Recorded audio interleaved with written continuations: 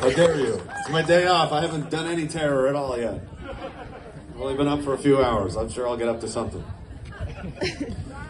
Thanks again, everybody, for coming. Like as Morgan said, we even actually had people here from PEI. There's a couple around. It's nice to see you guys supporting each other. And I thought I was just over there getting a hot dog, and I just was talking. Yeah, these guys came from PEI. And you know what? I haven't been in PEI in a few years, and I can't believe I said this out loud, but I was serious on account of the tyranny. I can't go. I forgot. I haven't been able to go there for a couple of years because, well, you know, the borders and the people wanting armed men and so on. A little bit crazy.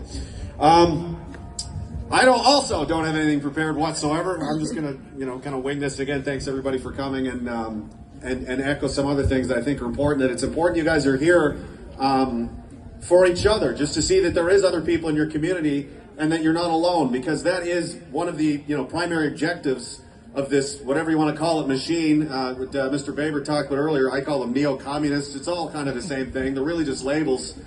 And the offensive part of it is it wants you afraid, and it's working. There's so many people that I know that I've talked to, that I've traveled around the country and met, that would, they want to do something, but they're scared to do anything. They're scared to say anything. They could lose their friends, their family, their employment now.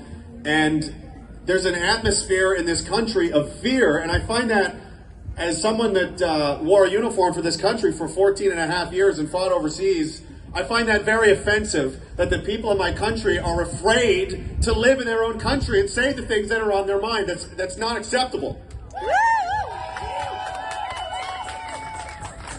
So when you do this and you come out here, you show people that you're not afraid to be involved and get your face out there, and let them take their pictures, let them say what they're going to say.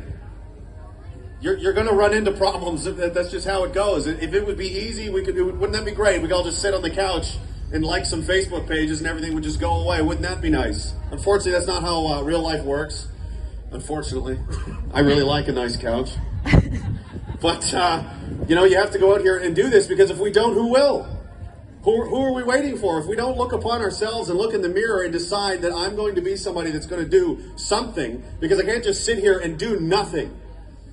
A lot of you guys I see some kids here. I have 3 small children myself.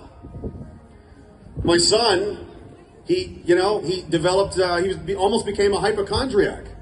He was so scared of germs and paranoid and afraid, he was basically burned the skin off of his own hands from using so much hand sanitizer and washing his hands so much. He's 7 years old. He just turned 8. And then he developed a huge, rash on his face from wearing these masks all day. And this is not the kind of, I didn't grow up like this. None of us did. That we should be afraid of living in an atmosphere of fear, and it's never going to stop unless we stop them. You have to tell them that you're not afraid, and by coming out here and doing this, shows that, and it encourages other people to get involved as well. Because if you show that you're not afraid, maybe someone else might have the courage to come up and stand next to you. And when there was 1, there was 2, and then there was 10, and then there was 1,000. Morgan told me one of the first rallies they did in Halifax, or how many? There's, what were you guys? 5 people. Somebody had to be first, and I guarantee there's many, many, many more people that want to be involved, but they're scared. And that's their main weapon. That's what they use. Fear, exactly. And if it's not, fear of, whatever the new variant du jour is, they're showing you how they're throwing people in jail. They're taking their businesses away. They're going to fine you. They're going to do this. They're going to do that. Why do you think they do it? Because they want you to stop. Well, they can try. They can try and destroy us, but there's quite a lot of us. So, I guess that's really the mostly what I want to convey today is that fear is your enemy. It'll paralyze you into making bad decisions or no decisions at all. What kind of life are you going to have if you live in fear? You're going to be afraid to say the things that you think? Are you going to be afraid to go the places you want to go and stand next to and talk to and be around the people you want to be around?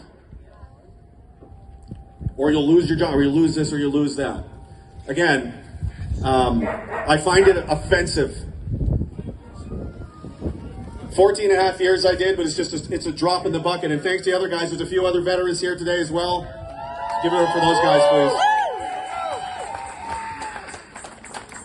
We all find it offensive. It's not just me. And it was been kind of a dream of mine for the last couple of years. I just wondered what would happen. What would it be like if all the fellas finally got off the couch? Because I know I'm not the only one that is sick and tired of seeing our people treated like this. So what are we doing, boys? So there's a new organization called Veterans for Freedom. The number 4.ca. If you're retired Reg Force or Reserve military, even if you're foreign, please go there and sign up. It's brand new. We're just a few weeks old. There's already hundreds and hundreds of members, and there's some interesting names getting involved. I don't want to give anything away here just yet, but you know, you can look forward to that. And some of the guys here, Spinny's here, and some of the other guys, thanks so much for the support in that. You know, we're not going to go away just that easily. So, as I said, it's offensive because the toll and the price for your freedom to live how you want, and not, most importantly, if it could take away anything, the freedom to live in your own country and not speak under your breath when talking about your own government. That's not the country that I grew up in, and that is certainly not the country that I intend to leave for mine or your or anyone else's children. Thank you very much. Thanks, guys.